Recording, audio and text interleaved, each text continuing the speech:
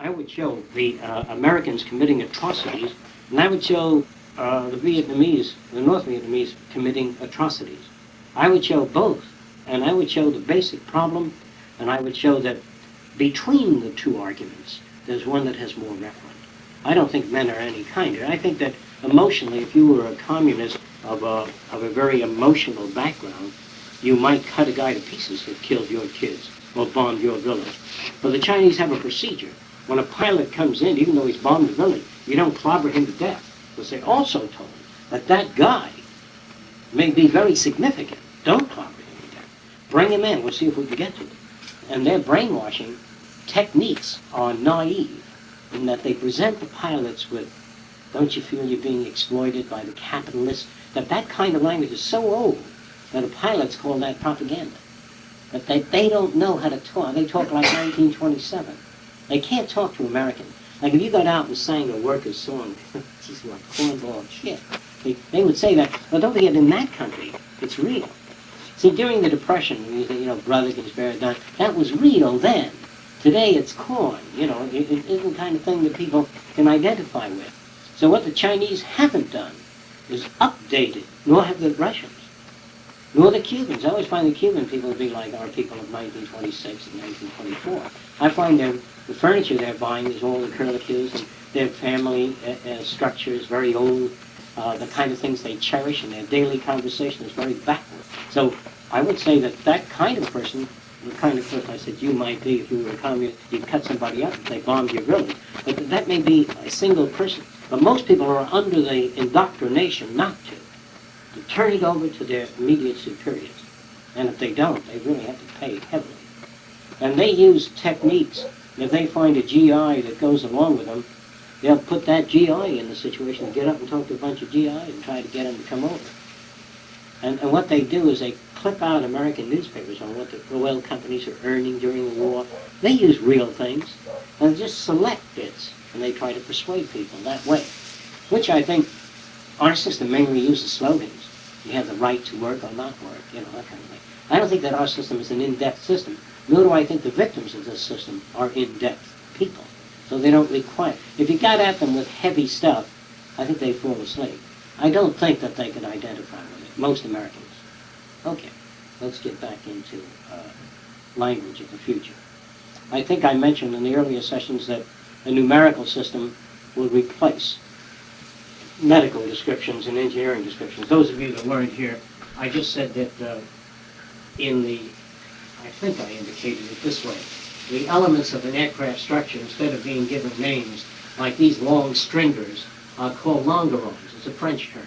And these are called elevators, and these are called ailerons, a French term also, because the French developed those improvements. But the future will talk about the main body, and they'll give it a number, 1, and these elements will be 2, 3, 4, and when you go to anatomy and physiology, the cranial case will be 1, and the occipital orbit will be 2. They won't call it occipital orbit now, because it doesn't tell us anything. Too many symbols that have no information. Whereas numerical symbols, you can associate them. You can do 1 with a pattern after it. Not as they do in mathematics. You can do 1 with a pattern which pertains to aircraft. And teach about geology, physics, chemistry, numerically, like you do a computer.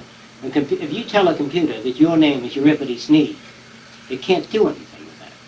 But if you had a name that indicated your background, your medical condition, your probable lifespan, due to the fact that you, and your areas of interest, and the probable range, if educated, where you could go in the law, whatever, forensic medicine, or wherever the hell you fit, there'd be a probable range for people. Now, numerically, you can do that. And in the numerical world, how do you talk about anger? Well, let's take those terms. Anger. If a person wishes or needs to express anger, if they need to, if they inhibit that, it will become sublimated, hidden. It'll manifest itself in a tick. Something. There's no way for you to inhibit whatever a person has been conditioned to do. But there is a way to modify the conditioning so the tick disappears. Or the repression undergoes change. That's possible. So if you talk about anger, anger would mean, operational definition of anger becomes very difficult. Although I think I know what people are trying to talk about. Does anybody want to try for an operational definition of anger? As near as you can. Whatever the hell you wish to say about it. How would you describe it to a sorcerian? Comes from another world that is never gets angry. They don't know what it means. They say, what is anger? What would you say? High flow of adrenaline. Yeah. What stimulates that, they might ask. Something that I know the disagrees. adrenal glands, but I don't mean that. But what would cause a person to get angry? What kind of situation? Impediment. Some kind of impediment. Okay. An object of Now, interference. And they would say, that's very interesting. When anger occurs, does the impediment disappear? So, no, not necessarily. Then what is the function of anger? They would ask a lot of questions, probably like that, without any It amazement. works in a circle. The adrenaline goes and the anger vents it. That It's a doesn't dead really end. invent it? I don't know. All right. They would ask whether it vents it. In other words, if people blast off, Yeah. do they then continue to blast off, or they cease blasting off? Now, if you sat down and had a blast-off session with a person, everything you didn't like about them, is that, and then they had a blast-off session. Do you feel that you build, even though what they said was true, you've heard people say, your father was a pathological liar, this isn't true. And although it may be true, she doesn't say, well, that's great, but why did you say it in the presence of other people? I don't like the way you said it. And there are people who will yield. If a doctor comes in, walking like this, and says, what's wrong? He says, I got a dose of clot. I had syphilis 3 years ago. And you say, well, my brother-in-law has a venereal infection. You feel closer to that guy, and the guy says, what? A venereal disease? You feel closer to that, because the doctor says, what can you expect of a nigger? You understand? Or whatever. If the doctor talks that way, he can't build a bridge. All right. Now, he talks that way because he has, I would say, using very old language, an inferiority complex, a low self-sufficiency, because he elates himself, he feels he does, by pointing out the insufficiencies of others. He doesn't have any real constructive, he doesn't have an alternative to that, so it manifests itself that way. And talking about anger, as you indicated there, I would say that has a lot to do with it. You could say it has a portion of insufficient tools. Anybody want to say anything else about anger? Now, some people think we wish to eliminate anger by law. We don't wish to eliminate anger. What we hope to do is try to understand what factors may generate such patterns of behavior and try to generate a system of language that might in turn diminish that to start with. This is what we're looking for. All right, so the loaded words. You were married 3 times, I understand. This is very significant to people. And something to do with unsteady, you know what I mean? Probably maladjusted or probably has some underlying problems in which you can't share with another person. You can't relate. Everything has to serve your interests. See, people can manufacture all kinds of things. But rarely, if an engineer keeps changing from one company to another because he finds that Westinghouse is not doing radical or interesting work in electronics, and he goes to IBM. That's understandable. Now, if a person switches from IBM to some other outfit in Japan that's doing very far-out work, I wouldn't say that that person's maladjusted by, if you change your job 25 times, I'd have to know how complex you are also. And what the factors are. Suppose you're working on a production line in a factory. Let's say you're sewing ladies' dresses, okay? Here you are with your sewing machine. And the patterns of behavior of your co-workers. Let's say you read, too, which is very possible, like Eric Hopper. If you say you read a lot, you would find those patterns painful to work with. Although the foreman says you're doing a good job, you're earning more, I don't see why you want to leave the company. You can leave the company, you can be a good teacher and want to leave the school because the pain of the conversation around you is unbearable. And then I see him working on a garbage truck. He's driving the truck. He makes just as much, and he doesn't have that pain. Because the boys, hey man, what you going to do tonight? That isn't too painful. And sometimes not as painful as half-educated people, or half-baked people. They come up with ideas, you know, these people are primitives, but we accept that. Primitive in the sense of their values hasn't come into focus yet. But I think that it's, without looking down at them, I mean, I don't mean looking down at anyone. I'm not talking about looking down at people.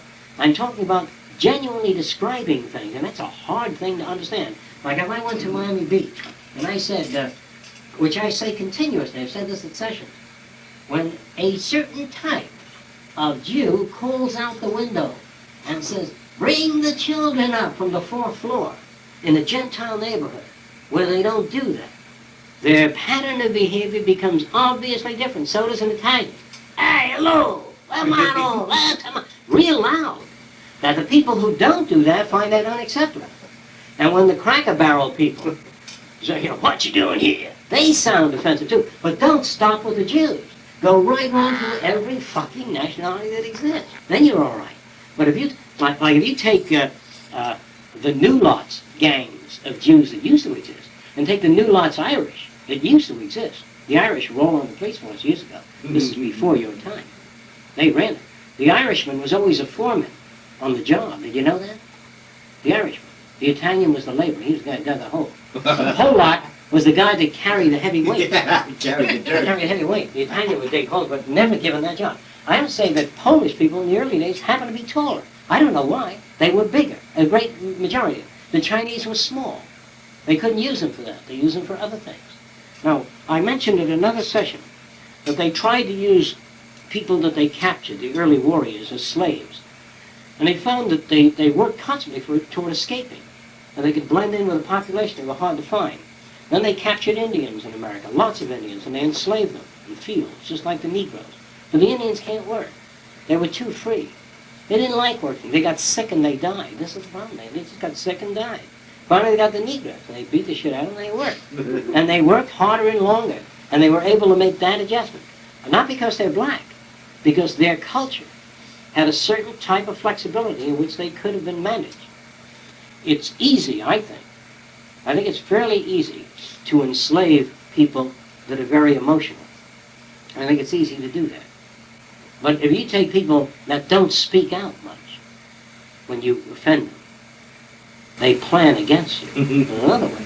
But if they speak out, you know how they feel. Jews have been brought up in an environment, they use the term Hamish, warm.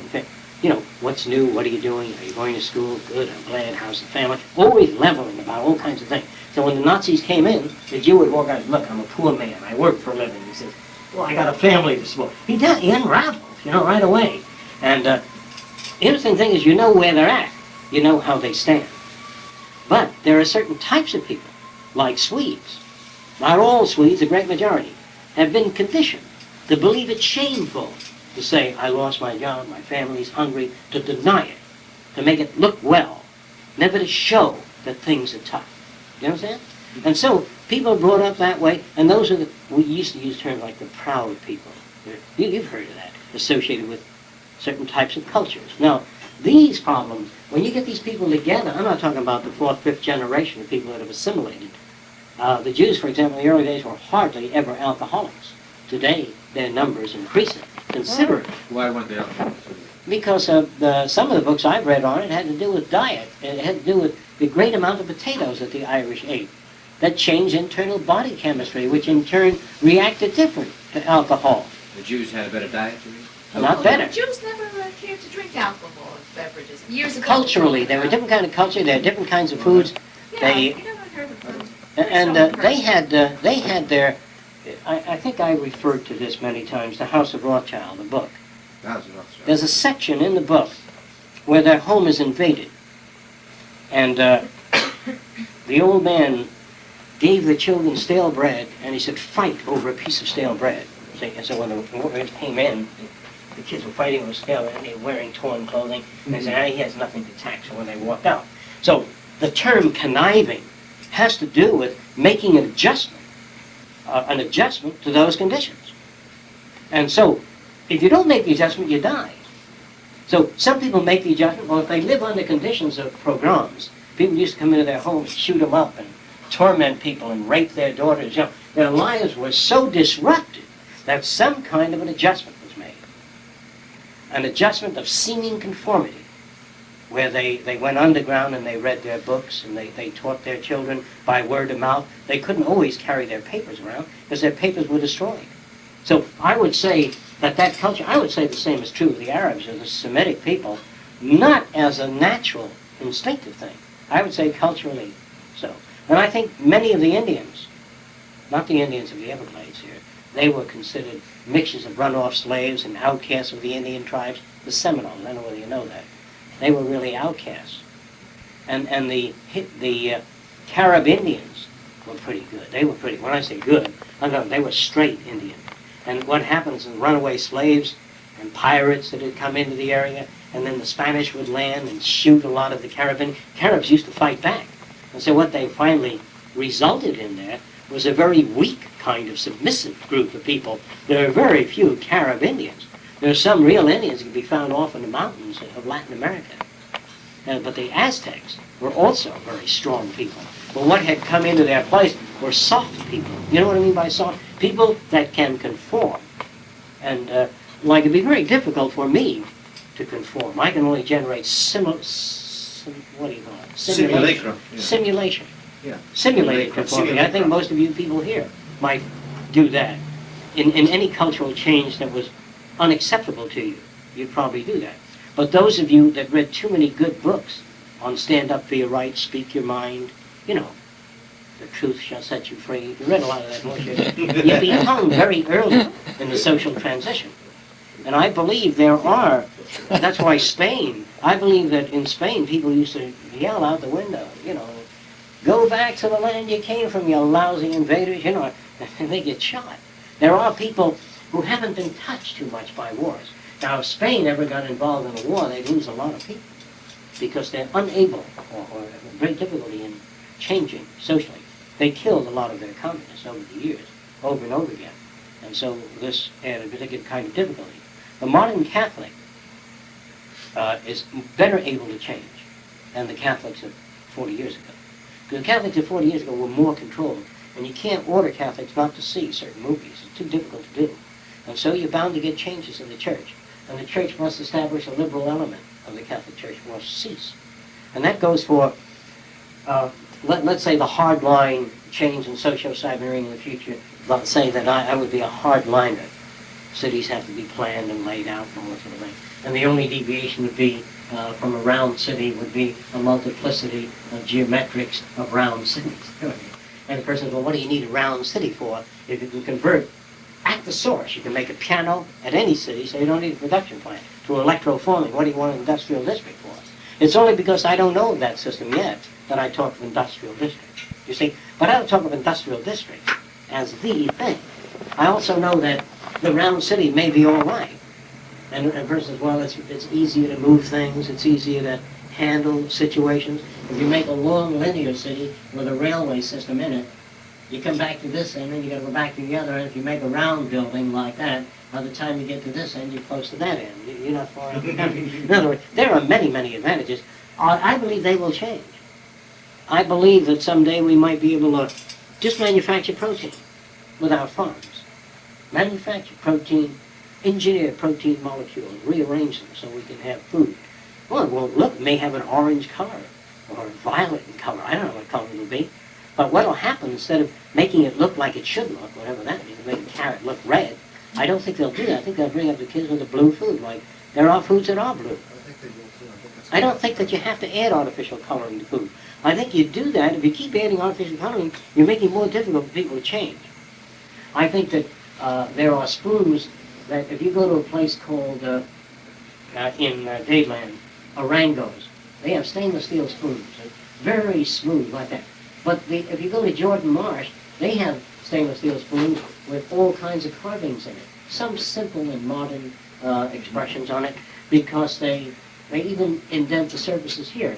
They do that because there's a large market for it. And now there's a lot of stores opening that cater to the Cubans, and including theirs, are taking in things that they never had before. I mean, what you would call gaudy, simply gaudy. Cast hot metal lamps with thousands of curlicues and beads. I mean, unbelievable quantities of gingerbread all along the gift stores. And it's going. It's a going thing. Now, I would say that if they need that, you can provide that. Today you can roll out junk by the yard. You really can. I think I mentioned to some of you that picture frames in the early days had a pattern. And I'll give you one of the basic patterns of picture frames. It was similar to ceiling molding. They had a series of things like this. This is a wooden mold, the form of a picture frame. These are raised surfaces. And the way they did it was they had router wheels that carved the wood first with something like that. This is the edge framing. Then they'd have a machine that would drill out a dent in there, and then they'd have a what they call a miter box, which would carve squares in that. And that's a lot of work, and picture frames run $30 to $70. And then later came the wheel, which was great. This wheel came about 35 years ago. It was a wheel like a flat iron, only it looked like a pulley wheel, and embossed in that wheel was all the decoration of picture frames. And it was made red hot, that wheel.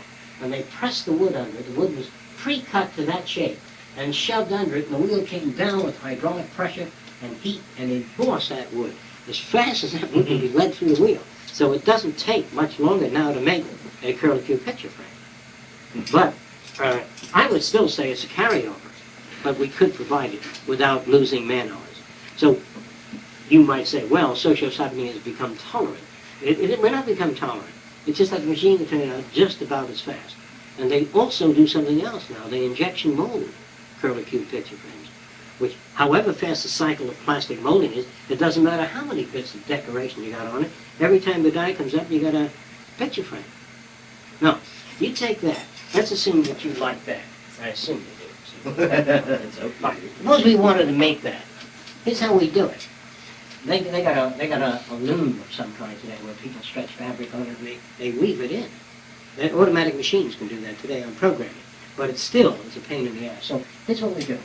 We take a fabric, and if you put the letter A underneath it, I'm just trying to give you an idea. This A is made of metal, whether it be an A or a bird of flight.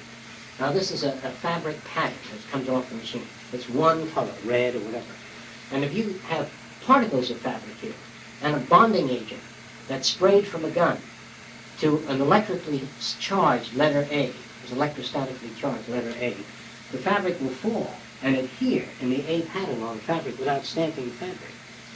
And then we can take the A away after the A had fallen in white on the fabric and put a line there of metal and then charge it and drop a yellow bits of fabric on here, and then you get a yellow stripe in the middle of the A. You can make anything you want without the man hours. So we can get into severe decoration. Let me show you something very interesting. Some of you people probably picture chopped colored fabric falling on it and just laying on the surface like it was glued on, like whiskers on there. That doesn't look like that. Well, I want to say this to you. That if you take fabric and manufacture little lines of fabric like that, chop them up. In other words, you extrude 1,000 fibers and slice them, and then they fall. Now they're falling in a random fashion, but when they hit the main source of fabric, if you have a strong electrostatic charge here, they line up like that, just like a rod, upright. Because the field down here causes them. You ever see a person's hair in front of a high voltage instance straight out? And so you can make it stand straight out. But if you put the charged surface at an angle like that, run your charge at an angle, you get them to land at an angle. Or like that, if you want to. But that's entirely possible. To build a machine that makes it look like it's handmade with error built in. Seeming imperfections in the weave. And not only seeming imperfections, but discolorations here and there, so it looks authentic. To identify authenticity is what the game is. You think you know what I mean? A true Rembrandt stroked his paint in a certain way. It was a Rembrandt stroke, not just the paint. Because they noticed that the brushes that he used at the time made a certain impression in the oil paints. And the oils that he used at the time faded at a certain level. The yellows faded to a certain degree at that time. So one who is to paint as well as Michelangelo or anybody else has to know quite a bit. And I want to mention this, although I think I have in the past. Museum experts have been fooled. Many museums purchase many, many paintings by authorities agreeing that that is a genuine Rembrandt. But with radioactive dating and tracing, they were able to unravel it. Now, suppose a physicist who makes a discovery in radioactive dating, a way of modifying that. After all, what is a true replica? What is a replica? What is a true object? Always based upon your most sophisticated definition of truth. That's why at yesterday's session, I think I talked about, not yesterday, the day before, I talked about the possibility of men in the future and women generating a world where illusion, as long as it's defined, if the elements of the illusion fit your definition of reality, then the whole linguistic attempt at deciphering nature becomes threatened. Does anybody know what that means? Let me repeat that. If the elements of illusion... If the elements of illusion can be designed to fit your concepts of the definition and description, then you've got a real problem ahead. So I'm saying that the future threatens all the yardsticks of science, all of them, because science isn't finite, infinite. Science is finite, and the decision-making system is based upon a certain lawful procedure. And if that procedure can be simulated, you've got a problem. And here's what the subject was. The subject was altering the concept that nature is unidirectional and irreversible. That to alter that is a flower. It starts in bloom, and then it moves back to a bud, and gets smaller, and the leaves get smaller, become buds, and the end product is a seed. Reversing that process. We talked about it in this sense. Control of time is what we talked about. Time means change. Now, I talked about putting a container in a bell jar, and putting ether in that container, and then letting the ether evaporate and photograph the evaporation. And then the ether exists as suspended gas in that container. Well, you can run your film backwards.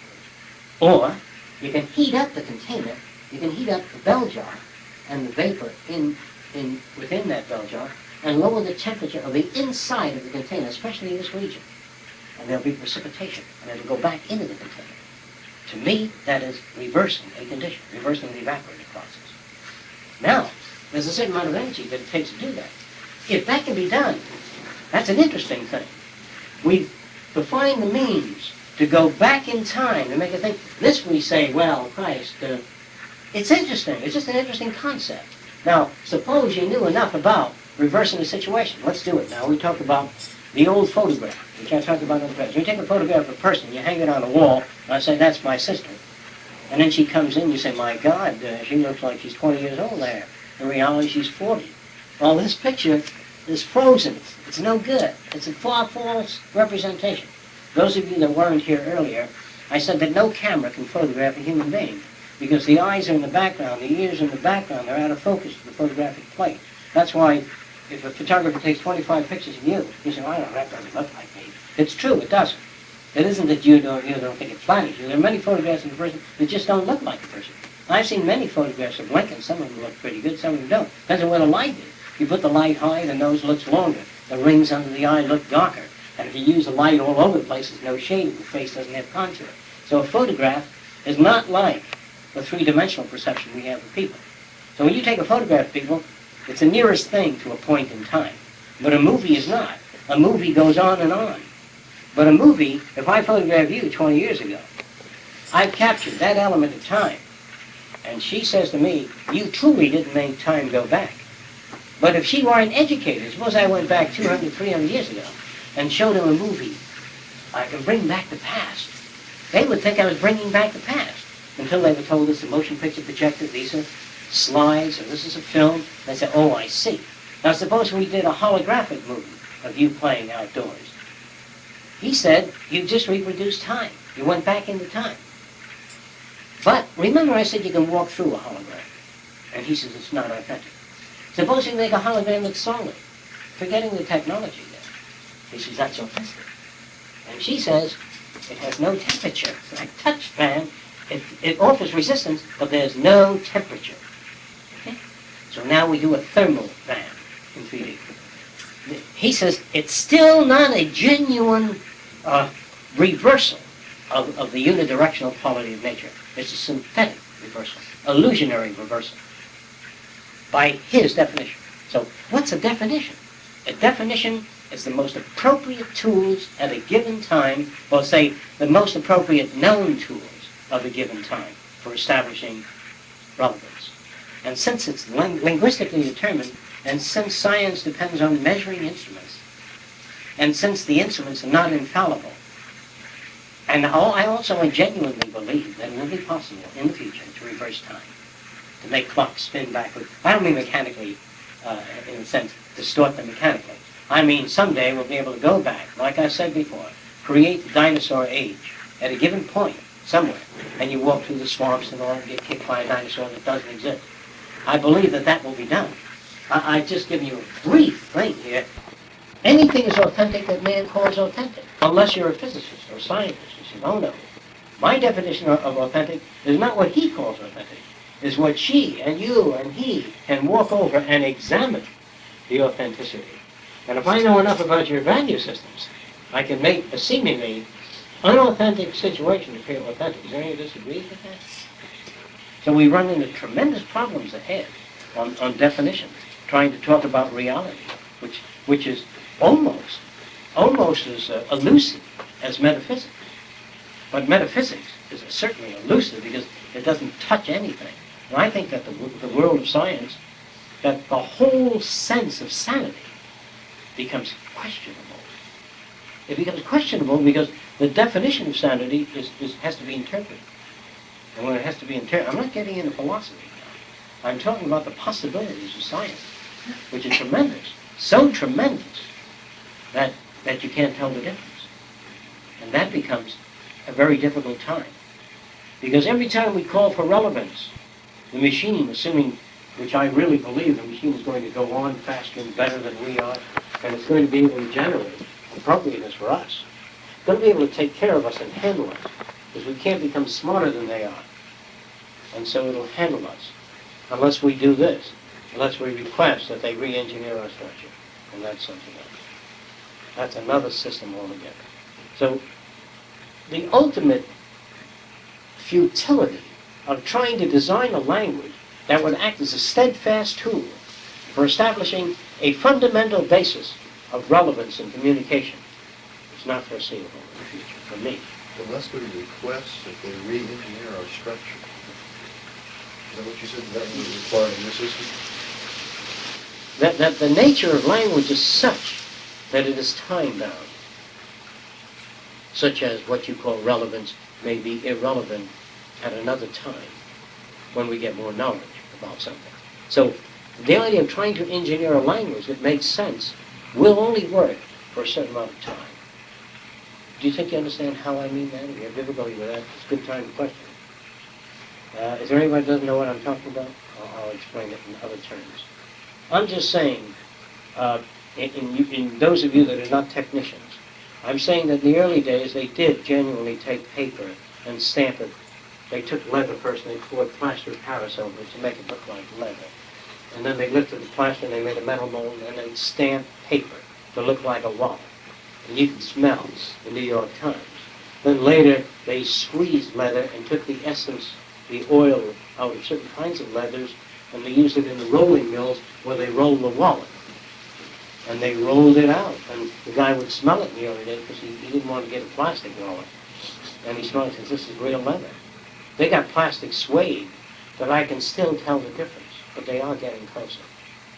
All right, now, there comes a time when, there has to come a time when the leather man himself says, I'll tell you how to tell.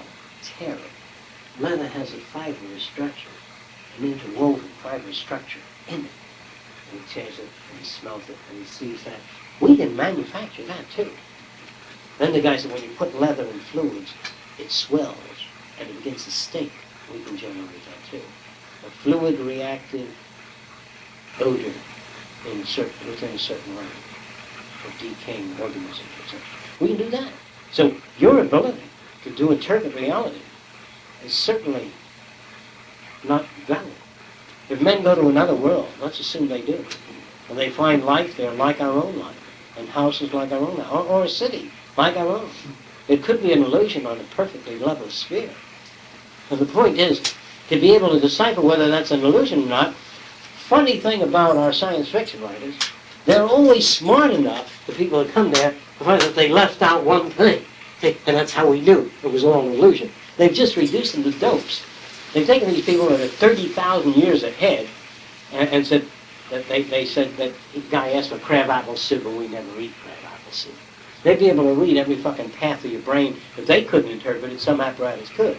And the idea that we can decipher information is senseless.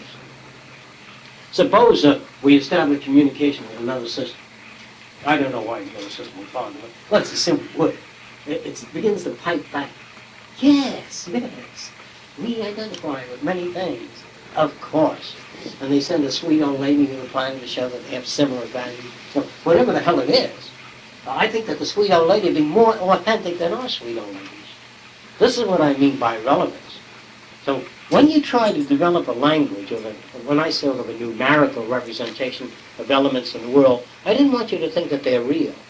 Numerical interpretation of physical entities are not necessarily real. They're just more appropriate. More appropriate than what has been in the past. But if you can sit back and think that civilization will arrive at some point where no one can tamper with reality, then you're thinking through your hat. And that's why I say the future's certainly going to be damn interesting. Damn interesting in the sense that they could arrange it so that you're utterly convinced of one thing, and within the next 15 minutes show you the illusion of the structure. And in the next 15 minutes, they can show you what they convinced you was an illusion, and convince you of that. And what would happen is your sanity would vanish. Because our sanity depends on established habits. Habits that are relevant to our expressions. When I reach for what I think is a glass, it's a glass. When I put water in it and I drink it, and the water keeps disappearing, my thirst isn't quenched. Nothing is going down my throat. I shake it in the bottle. I hear boop, boop, boop, boop. Then I think it's real. Then I drink it, and I feel it going down, but no quench. They can play with all of those things. And I don't say that they will, or I don't even believe this will occur. But I'm just saying, if you try to fathom the world to come, I don't even believe they'll deal with these things. I really don't. I just talk about this as an exercise, gymnastics, in trying to work out a perfect language, which is not attainable.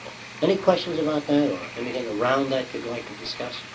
So, I also feel, since there's no purpose in life and no relevance in anything, that it's all illusionary, and because it depends on our senses and interpretation, it's a relativistic type thing, that time doesn't exist without a time line.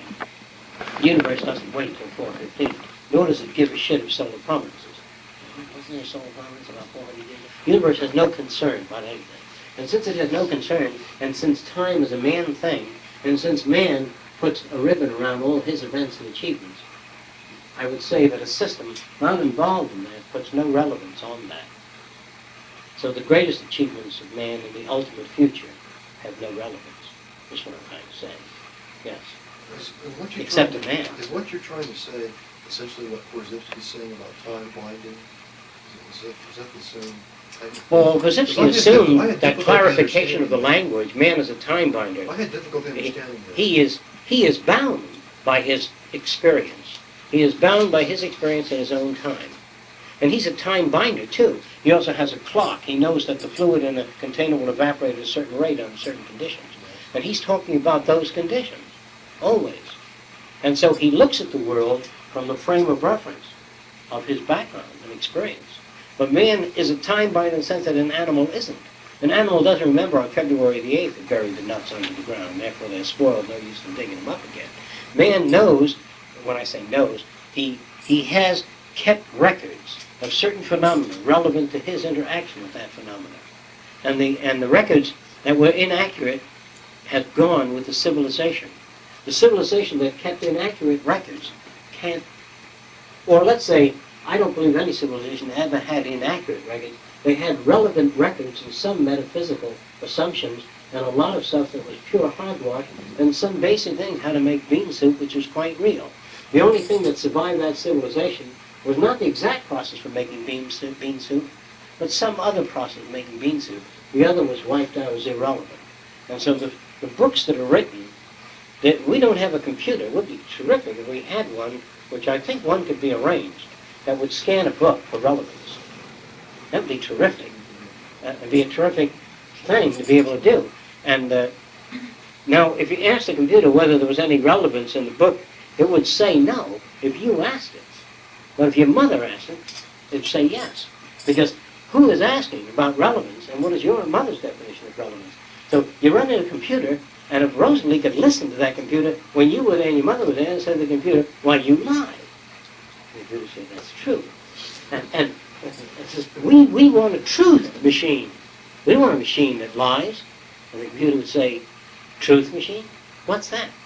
The computer couldn't understand what a truth machine is. Tell it like it is. The computer machine would say, are you so presumptuous as to think that I can tell it like it is? Well, I too am time-bound.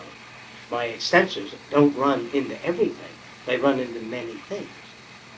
So therefore, I cannot execute truth. Is Korzybski saying that time binding is a higher order process? Yes, it is. As compared to. Can you go on a little bit, maybe, because I had confusion in the book about time, but can you give me a few? Well, he talks of man mainly summaries as a time binder, as one who utilized the position of the sun, the moon, and the clouds in relation to growing crops. Yeah. If you know when the sun's overhead, you're going to get string beans.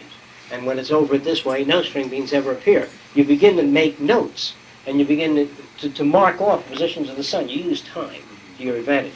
Merely knowing that the sun's in a given position without using it, which I'm sure many primitives knew. But when they saw dark clouds, they also knew, or probably felt it might rain. They knew that it didn't always rain. You can't get to be 32 years old without knowing it doesn't always rain, even though there's lightning storms. So I would say there was a great deal of accuracy in their cranial case, in the non-written records of the past. I'm sure that people told tales in the past, and they try to tell how they came into being. But I also believe that as they told the tales got modified on and on. And they got modified, and when you think of telling tales for 700 years, it's pretty difficult to keep the story straight. Now, the historian that heard about it wrote about history. And he also worked for a government that upheld the victor. So he wrote the history so it would be acceptable by the end government. And later historians that found other bits changed that, and the future will wonder what the hell really occurred. Now I have great difficulty in history. You can get the feel of history if it seems to have a lot of error in it and trouble. In other words, when a great commander like Douglas MacArthur, general, says, we're going to take that island, and it shows them going out to take that island, and his ship sinking. It shows Douglas MacArthur. That was the end of that chapter. In other words, if history didn't always show such a nice path of people coming up with the flags and then sticking it in the mountain. I showed guys taking the mountain and then we cut them down, cut the flag up, stick up their own flag. Whatever the hell occurred, I think the kids would lean forward in school. But we sterilize history. We level off all the excitement of history. And we do something like that. Everything seems to flow in our favor. That's true. And so it's a lie. That's why I think the movie, although it wasn't authentic, it was close approximation, The Lies My Father Told Me. Did anybody see it yet? No. The interesting thing about it's not a great movie. The interesting thing about it is the photography is fantastic. The elements of the human differences were almost like a real living situation for that time, I thought. And I thought that the characters were well selected. Did you see it? It's just interesting. Now, the thing I'm talking about is not truth. I'm talking about reality movies, like you saw the movie Lenny Bruce. In it, there was a lot of shit and drugs, and he was pissed off. And, things happened lousy in his life. It wasn't the Lenny Bruce that an idealist would write about. It was dirty. It had the Lenny Bruce in it. He talked about his venereal disease and his trouble and his piles, and it was real. And so I think that the future will not be revolted by reality. And so people will not be ashamed when you come home to your commander and say, I lost the battle. He says, did you lose our best ship? No, 6 of them. And the guy says, well, how come? Well, you didn't have relevant information. The guy says, okay. Now, it doesn't work like that. An Army officer rewrites the records. Do you know that in his field? I bet you didn't know that. He's got to write it another way. And he's got to do that. And that's why I told you the Chinese made straw airplanes that were off the ground that generated shadows. And we went over and blew them up all over the place. And we said we knocked out 470 planes. I said they're still coming over. So we had to have instruments that would sweep that and see if it was paper or straw. So the Chinese covered their airplanes with aluminum foil. It was just a piece of bamboo. So they get a hard feedback on the radar. So when they bombed planes, they really thought they bombed planes. Where was this from? China. I mean, in North Vietnam. The North Vietnamese had airfields with dummy airplanes on it. And so they had dummy tanks, too, and dummy villages. All right, so the idea is Army records. We don't really know what happened, ever. I don't know what happened. I never really knew what happened. I can't know what happened. Even if I was there, I may not know what happened. So the whole story is, when I capture Rosalie, who's an enemy, and I torture her, and I throw her in a dungeon, the people on my side write about how I did this wonderful thing and got the information, saved the People's Republic of China. Now, when we win the war, we write that same story very differently. See, this is the unfortunate thing. We cannot help, because we are time-bound, because we have a value system, but edit the thing. I remember a person always asking, in the early days, whether the man who did this wonderful thing was Irish, because that was relevant to them. And the guy says, no, he was Italian. I said, but did he have any Irish blood? He says, he may have been, if I'm glad he did that. No, they had to have that kind of low-grade identity. There was a book called The Case Against Einstein, which was written by a Nazi. I think you should read it if you can get it. How this Jew stole the ideas from German scientists, the Aryans. And it's fantastic, because they couldn't possibly believe that the nigger that invented the cotton, that was able to do the peanut oil experiment, George Washington Carver, that nigger wasn't the product of a white man. Some white man screwed his mother and produced that nigger genius. Because that would make more sense to a bigot than trying to perceive, well, how the hell any nigger can come up with that? No. What makes sense to us is very dangerous. An idea is not supposed to make sense to us. We're supposed to have some tools, to some extent, to determine up to a point the relevancy. Now let's assume something interesting. Let's assume that a gigantic lab were built at some time in the future. This is a shameful thing I'm bringing up, merely to test your ability to see whether you understand what I'm talking about. And they made a study of the history of man and his troubles and possible future. And they saw the computers coming in, the androids and all the various levels of synthetic engineered human forms, and come to the decision, the absolute decision, that man was a worthless scar in time. And they come up with that. And man comes up with that. And that would be the most appropriate thing to come up with, not some other organism from another system, not the android. And we find you completely irrelevant. That's a bad story. But when man comes up with that, when a musician finds that music is dangerous for man, that would be fantastic. How can a musician do that research? Did a group of psychologists ever set out on a program to find out whether psychology ought to be outlawed? That would be fantastic. All the irrelevancy in the history of psychiatry, the stupidity and blunders, or medicine. Many doctors say that I've read 75% of the operations are not necessary by top surgeons. This is interesting. Now that attitude in there, to examine the relevancy of the self, what a fantastic project. In what you would call objective thinking. Objective meaning as though you were something else. It takes that type of attitude, as though I were something else. But as a man, I find it detestable that you even bring that up, to do such a research program. And this is the kind of challenge that I would like to see. A challenge that will immediately show the color of our inquiry. Like the Negroes are trying to show now, every fucking Negro that developed anything that helped this country. And the liberated women are trying to show that women are competent as anyone else in any field. But a liberated person doesn't try to show. He also must show the technical blunders, the building of a bridge that collapsed with 500 people on it, the wonderful airplane that bombed cities, irrelevancy in technology, misuse, abuse in all systems, the wonderful aspects of religion that gave man something to aspire toward. I think that my concepts of utopian thinking had been inspired by religious fiction. I think that the noblest works of man, such concepts as that, had tainted me toward a utopian type thing.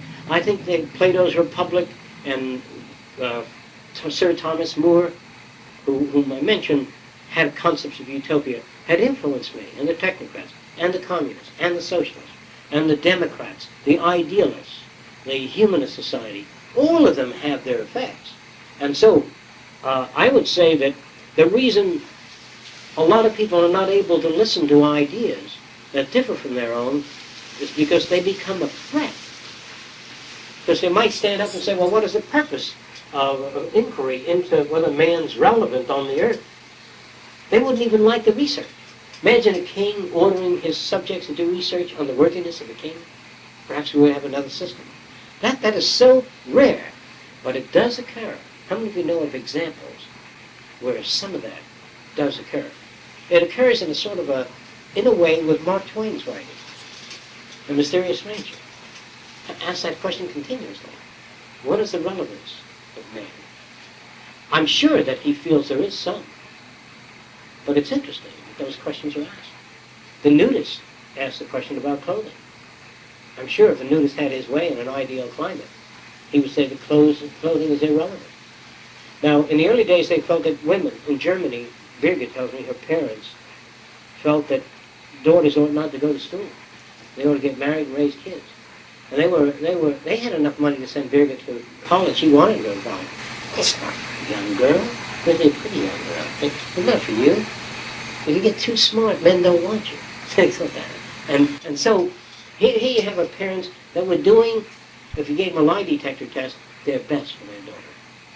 Parents always say, I believe, I'm only doing what's best for you. And the best example, I'd love to use that in a motion picture, showing an Aztec taking his daughter to the top of the sacrificial well, saying, or the top of a volcano, believe me, it's for your own good. See, right in. And people always feel they act. And I think that research into the worthiness of man up to now, and worthiness has to be defined by some kind of parameters. You have to work out parameters when you do this kind of thinking. And so it's a hell of an interesting thing, I think, to toss such ideas around and without asking, what the hell are we coming to these sessions for? They just toss those ideas around because I think you'll see them come in your own time. Because the rate of progress is going to be so fast, you may not see it yet, but computer technology is going to bring that about. Shall we go for coffee?